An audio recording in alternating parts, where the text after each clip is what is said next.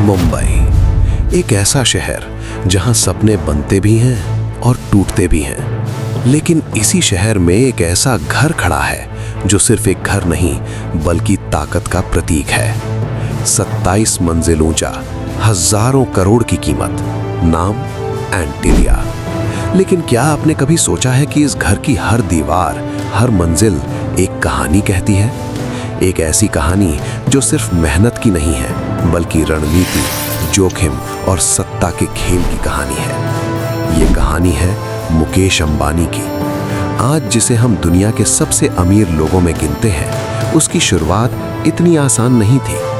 साल 1957 यमन के अदन शहर में एक बच्चे का जन्म होता है। नाम रखा जाता है मुकेश। लेकिन असली खेल शुरू होता है जब उनका परिवार भारत लौटता है। उनके पिता धीरूभाई अंबानी एक साधारण इंसान, लेकिन सोच असाधारण। उन्होंने देखा कि भारत बदल रहा है और जो इस बदलाव को समझ लेगा वही भविष्य का राजा बनेगा। धीरूभाई अंबानी ने शुरुआत की एक छोटे से टेक्सटाइल बिजनेस से। लेकिन यह सिर्फ कपड़ा बेचने का काम नहीं था, ये था एक सिस्टम को समझने का खेल। उन्होंने सीखा कि बिजनेस में सिर्फ प्रोडक्ट नहीं बिकता बल्कि रिश्ते बिकते हैं। उन्होंने सरकार से रिश्ते बनाए, निवेशकों का भरोसा जीता और धीरे धीरे रिलायंस नाम का बीज बो दिया। एक ऐसा बीज जो आगे चलकर एक विशाल जंगल बनने वाला था। मुकेश अंबानी बचपन से ही इस पूरे खेल को देख रहे थे। कैसे डील होती है, कैसे जोखिम लिया जाता है। उन्होंने केमिकल इंजीनियरिंग पढ़ी और फिर पहुंचे स्टैनफोर्ड। लेकिन तभी कुछ ऐसा हुआ जिसने उनकी जिंदगी बदल दी। धीरूभाई ने उन्हें वापस बुला लिया। क्यों? क्योंकि रिलायंस अब सिर्फ एक कंपनी नहीं रही थी, अब ये एक युद्ध था। और इस युद्ध के लिए मुकेश को दिया गया रिलायंस के सबसे महत्वपूर्ण प्रोजेक्ट्स का जिम्मा, पेट्रोकेमिकल्स। ये वो क्षेत्र था जहां छोटे खिलाड़ी टिक नहीं सकते। यहां खेलते हैं सिर्फ बड़े खिलाड़ी। और मुकेश ने इस खेल को समझना शुरू किया। उन्होंने सिर्फ बिजनेस नहीं किया, उन्होंने सिस्टम को पढ़ा। कहाँ निवेश करना है, किसे पीछे छोड़ना है और कब सब कुछ दांव पर लगाना है। फिर आया रिलायंस का सबसे बड़ा दांव, जामनगर रिफाइनरी, दुनिया की सबसे बड़ी रिफाइनरी। लेकिन इसे बनाना सिर्फ एक प्रोजेक्ट नहीं था, ये एक जंग थी। समय के खिलाफ, पैसे के खिलाफ और उन लोगों के खिलाफ जो नहीं चाहते थे कि ये सपना पूरा हो। लेकिन मुकेश अंबानी ने हर मुश्किल को पार किया और जामनगर खड़ा हुआ, एक ऐसा साम्राज्य जिसने रिलायंस को दुनिया के नक्शे पर ला खड़ा किया। लेकिन हर कहानी में एक मोड़ आता है और इस कहानी का सबसे बड़ा मोड़ आया 2002 में, धीरूभाई अंबानी का निधन। और इसके बाद शुरू हुआ असली संघर्ष। मुकेश अंबानी और अनिल अंबानी, दो भाई, दो सोच और एक ही साम्राज्य, रिलायंस। ये सिर्फ बिजनेस का मामला नहीं था, ये था अहम, नियंत्रण और विरासत का सवाल।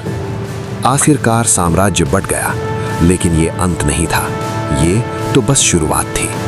जहां एक तरफ अनिल अंबानी का बिजनेस धीरे धीरे कमजोर पड़ता गया, वहीं मुकेश अंबानी चुपचाप अपने अगले बड़े कदम की तैयारी कर रहे थे। वो जानते थे कि भविष्य तेल में नहीं, डेटा में है।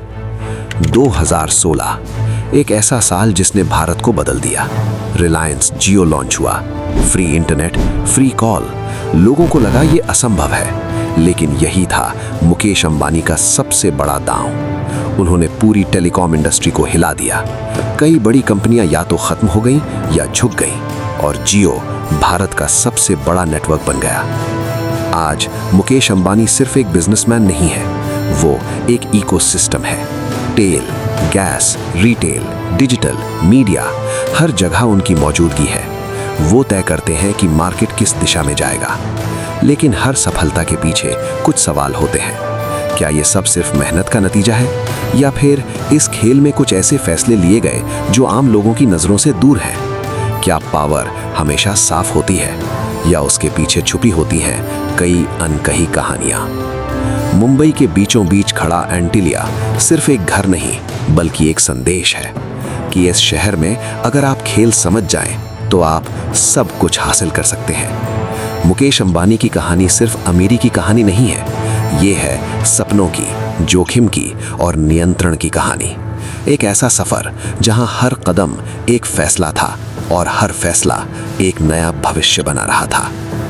लेकिन सवाल अभी भी वही है, क्या ये कहानी खत्म हो चुकी है या फिर असली खेल अभी बाकी है? अगर आपको ऐसी ही गहरी और रहस्यमयी कहानियां पसंद हैं तो चैनल को सब्सक्राइब जरूर करें, क्योंकि अगली कहानी और भी ज्यादा चौंकाने वाली होगी। और याद रखिए, हर बड़ी सफलता के पीछे एक कहानी जरूर होती है, बस हर कोई उसे देख नहीं पाता।